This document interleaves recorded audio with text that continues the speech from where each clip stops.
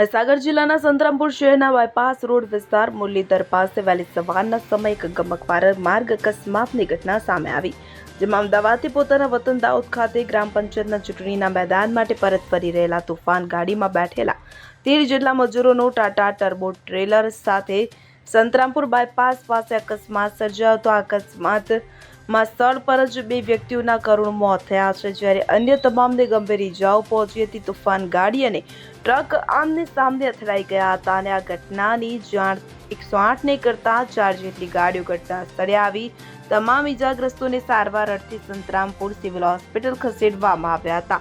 આ કામગીરીમાં 108 એમ્બ્યુલન્સના પાયલોટ અને એએમટી ટીમો જોડાઈ હતી અને આ બનાવમાં 20 વર્ષીય વિક્રમ ડામોર, 34 વર્ષીય આહાન બાદલ ડામોર અને 16 વર્ષીય સાહિલ ખાડિયા, 50 વર્ષીય કમલેશ ખલસિંગ ખાડિયા, 27 વર્ષીય શાંતાબેન ડામોર, 48 વર્ષીય રમીલાબેન ડામોર, 38 વર્ષીય સવિતાબેન કમલેશ ખડિયા અને 12 વર્ષીય વિધાનસિંહ ખડિયા, 35 વર્ષીય દસરાજ ભંડોર, 45 વર્ષીય કવિતાબેન ડામોર, 25 વર્ષીય બાદલ રહેમાન ડામોર, 40 વર્ષીય અનિલભાઈ ડામોર, 27 વર્ષીય મંજુબેન કમલેશભાઈ ડામોર નામના વ્યક્તિઓને ઇજાઓ પહોંચી હતી, જ્યારે આ ઘટનામાં મૃત્યુ પામેલ 2 વ્યક્તિઓના નામ હાલ સુધીમાં જાહેર કરવામાં આવ્યા નથી। આ ઘટનાને પગલે મોટી સંખ્યામાં લોકો સ્થળે ઉમટી પડ્યા હતા, તો આ ઘટનાને પગલે તાત્કાલિક ઘટના સ્થળ પર પહોંચી મામલાની તપાસ શરૂ કરીને ટ્રાફિક વ્યવસ્થા પણ પુનઃસ્થાપિત કરાઈ હતી। ત્યારે આ ઘટનામાં ગંભીર રીતે ઇજાગ્રસ્ત કેટલાક લોકોને વધુ સારવાર અર્થે દાહોદ ખાતે ખસેડવામાં આવ્યા હતા।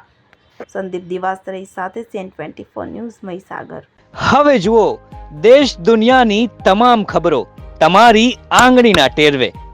ઉઠાવો મોબાઈલ અને Google Play Store પરથી ડાઉનલોડ કરો અમારી CN24 ન્યૂઝ મોબાઈલ એપ।